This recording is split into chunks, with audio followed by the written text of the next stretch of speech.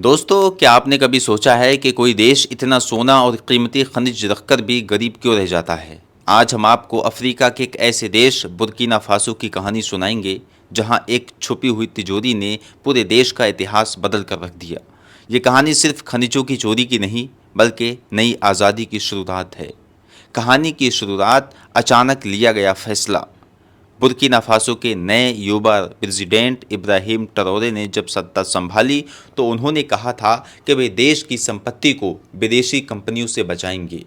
लेकिन किसी को अंदाज़ा नहीं था कि उनका अगला कदम इतना बड़ा होगा। 10 मई की सुबह सुबह जब लोग सो रहे थे, ट्रौरे की स्पेशल सुरक्षा टीम और आर्थिक अपराध विभाग ने राजधानी बागाडुगु में स्थित फ्रांसीसी कंपनी मिनरल एक्स के हेड ऑफिस को चारों तरफ से घेर लिया।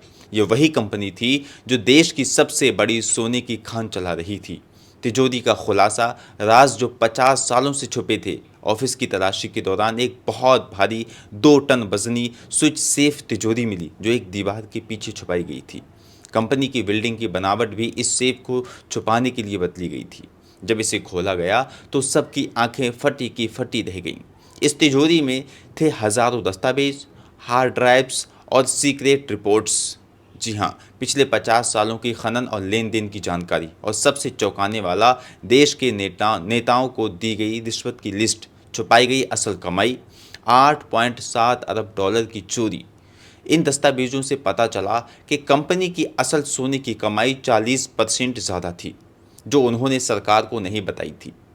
उन्होंने ये सोना चोरी छिपे फ्रांस भेज दिया। आज की कीमतों के हिसाब से ये रकम लगभग 8.7 अरब डॉलर है, जो बुर्किना फासो की आधी अर्थव्यवस्था के बराबर है। इस तिजोरी में ऐसे भी दस्तावेज मिले जिनमें साफ साफ लिखा था कि कंपनी ने देश के पुराने नेताओं, अफसरों और सेना के अधिकारियों को हर महीने पैसे दिए थे। इन पैसों को कंसल्टिंग फीस का नाम दिया गया था, लेकिन असल में ये रिश्वत थी। इसके बदले कंपनी को टैक्स माफ़ किए गए, पर्यावरण जांच से छूट मिली और जितनी मर्जी उतनी खदानों में खुदाई की छूट मिली। सबसे चौंकाने वाली बात ये थी कि एक भूतपूर्व राष्ट्रपति का भी परिवार इस रिश्वत की लिस्ट में था। जब ये बात बाहर आई तो पूरे देश में गुस्से की लहर दौड़ गई। सोने की खुदाई के दौरान कंपनी को यूरेनियम और रेयर अर्थ एलिमेंट्स जैसे लेथेनियम, न्यूनेडियम मिले थे। ये दुनिया के सबसे महंगे और रणनीति खनिज होते हैं। लेकिन उन्होंने ये बात बुर्किना फासो की सरकार से छुपा ली और चुपचाप फ्रांस भेजना शुरू कर दिया। इन दस्तावेजों में ये भी लिखा हुआ था, इस पूरी तस्करी में फ्रांसीसी गुप्तचर एजेंसियां, इंटेलिजेंस एजेंसीज भी शामिल थीं। मतलब ये कि ये सिर्फ व्यापार नहीं था, ये एक राजनीतिक षड्यंत्र था। सबसे दर्दनाक हिस्सा वो रिपोर्ट थी जो खुद कंपनी ने तैयार की थी, लेकिन कभी पब्लिक नहीं की थी। इस रिपोर्ट में बताया गया कि खदानों के आसपास के गांवों में कैंसर के केस 12 गुना बढ़ गए। ज़मीन और पानी में साइनाइड और भारी धातु मिल चुके थे। खेतों में अब फसल नहीं उग रही थी, लेकिन कंपनी ने इन सब बातों को छुपाया और सिर्फ डिस्पेंसरी को डोनेशन देकर अपनी छवि सुधारने की कोशिश की। कुछ दस्तावेजों में बताया गया, पिछले 15 सालों में जो खदानें गिरी वो दुर्घटना नहीं बल्कि जानबूझकर की गई लापरवाही थी। उनका कहना था कि सेफ्टी पर खर्चा ज़्यादा पड़ेगा, मरे हुए मजदूरों का मुआवजा देना सस्ता है। इस रणनीति के तहत 347 मजदूरों की मौत हो चुकी थी। सोचिए, किसी कंपनी के लिए इंसानों की जान भी कॉस्ट कटिंग का हिस्सा थी। जब ये सब सामने आया तो पूरा अफ्रीका और दुनिया चौंक गई। फ्रांसीसी सरकार ने कहा कि ये दस्तावेज अभी प्रमाणित नहीं हैं, हम जांच का इंतज़ार करेंगे। पर अंदर की खबरें बताती हैं कि फ्रांस घबरा गया है, क्योंकि अगर यूरेनियम की तस्करी का सच बाहर आया तो उनकी अंतर्राष्ट्रीय छवि को बड़ा झटका लग सकता है। कंपनी मिनरल एक्स ने छोटा सा बयान दिया है, हमें दस्तावेजों की सच्चाई पर शक है। हमने हमेशा कानून का पालन किया है, पर खबरें हैं कि पेरिस में उनके हेड ऑफिस में क्राइसिस मीटिंग्स चल रही हैं और लॉ फर्मों से संपर्क किया जा रहा है। जब ट्रॉरे ने कंपनी की सारी गतिविधियां रोकी तो राजधानी वागाडुगु की सड़कों पर हज़ारों लोग उतर आए। लोगों ने कहा कि अब हमारी ज़मीन, हमारा सोना और हमारा हक कोई नहीं छीन सकता। खासकर वे लोग जो सालों से खदानों के पास रहकर तकलीफें सहते रहे हैं, उनके लिए ये था इंसाफ का पहला दिन। जब बुर्किना फासो की सरकार ने इस दस्तावेजों को दुनिया के सामने रखा तो कई देशों की न्यूज़ चैनलों ने इसे भी 21वीं सदी की सबसे बड़ी कॉरपोरेट चोरी बताया। यूएन ने भी नोटिस लिया और स्वतंत्र जांच की बात कही।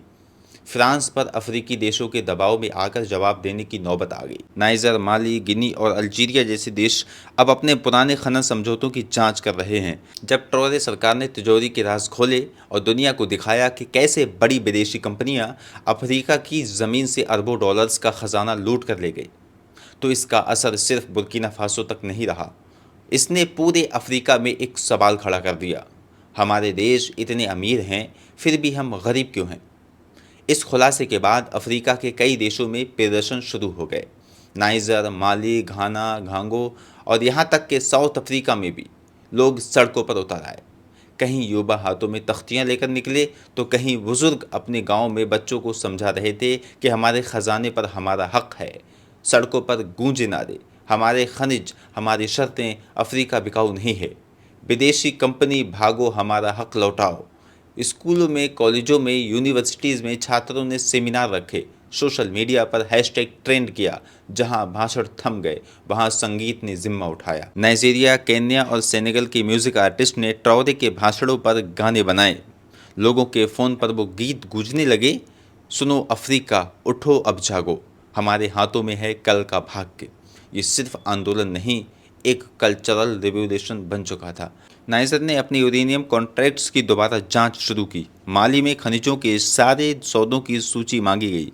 गिनी ने चीन और फ्रांस के साथ चल रहे प्रोजेक्ट्स को अस्थायी रूप से रोक दिया। और कांगो, जो दुनिया के सबसे बड़े कोबाल्ट भंडारों में से एक है, वहाँ भी कहा गया अब से सब कुछ जनता को बताया जाएगा। अब जनता ने अपनी अपनी सरकारों से साफ कहा, हमें बुर्किना जैसा नेतृत्व चाहिए जो सच बोले और देश का पैसा देश में ही लगाए। अब अफ्रीका में सिर्फ लूट का विरोध नहीं हो रहा था, अब लोग मांग कर रहे थे कि एक नया सिस्टम जिसमें सरकारें और कंपनियां पब्लिक के प्रति जवाबदेह हों। एक हफ्ता बीत चुका था इस बड़े खुलासे को, पूरी दुनिया की नज़रें अब बुर्किना फासो पर थीं। इस बीच राष्ट्रपति ट्रोरे ने एक अंतर्राष्ट्रीय प्रेस कॉन्फ्रेंस बुलाई। जगह थी बागाडोगू, बुर्किना फासो की राजधानी। वो मंच पर आए, जनता तालियों से स्वागत कर रही थी और फिर उन्होंने वो शब्द कहे जो इतिहास में दर्ज हो गए। ये दस्तावेज किसी एक कंपनी या देश की कहानी नहीं है, ये एक सिस्टम का चेहरा है, आधुनिक उपनिवेशवाद का। और अब वो सिस्टम अफ्रीका में नहीं चलेगा। हमारे खनिज, हमारी धरती अब सिर्फ हमारे लोगों के लिए काम करेंगे। ट्रौरे ने कहा, जब तक अफ्रीका की अर्थव्यवस्था दूसरों के हाथों में रहेगी तब तक हमारी राजनीतिक आज़ादी अधूरी रहेगी। सच्ची आज़ादी आर्थिक आज़ादी से आती है। उन्होंने ऐलान किया, देश की हर खदान अब सरकारी साझेदारी में चलेगी। हर खनिज से होने वाली कमाई का हिस्सा स्थानीय विकास में लगाया जाएगा। शिक्षा, स्वास्थ्य और कृषि, यही अब देश की प्राथमिकताएं होंगी। एक नया मंत्रालय बना दिया गया है, राष्ट्रीय खनिज संसाधन और निगरानी मंत्रालय, जिसकी पहली महिला मंत्री बनी आयशा ओद्रा।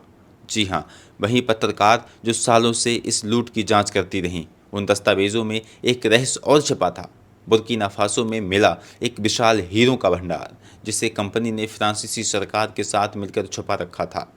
अब ट्रोरे ने ऐलान किया कि हम खुद इन हीरों की जांच करेंगे और ये हीरे बुर्किना के भविष्य को रोशन करेंगे, किसी विदेशी बैंक अकाउंट को नहीं।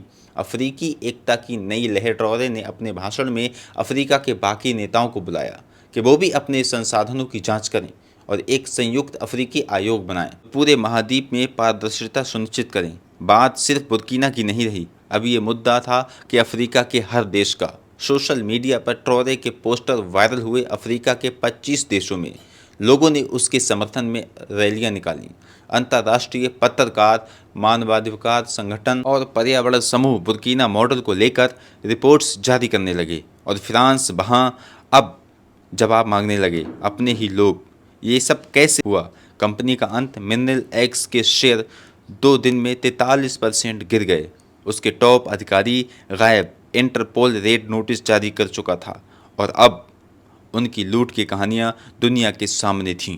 ये कहानी सिर्फ एक खदान की नहीं थी, ये है उस लंबी लड़ाई की जीत जहां गरीबी में डूबे लोगों ने हिम्मत दिखाई और कहा, अब और नहीं।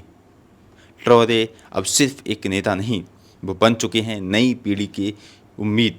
उनकी आवाज़ अब कह रही है कि अब हम अपनी कहानी खुद लिखेंगे और वो कहानी होगी गर्व, न्याय और आज़ादी की। अगर आपको ये वीडियो जानकारी अच्छी लगी हो तो लाइक कीजिए और वीडियो को शेयर कीजिए।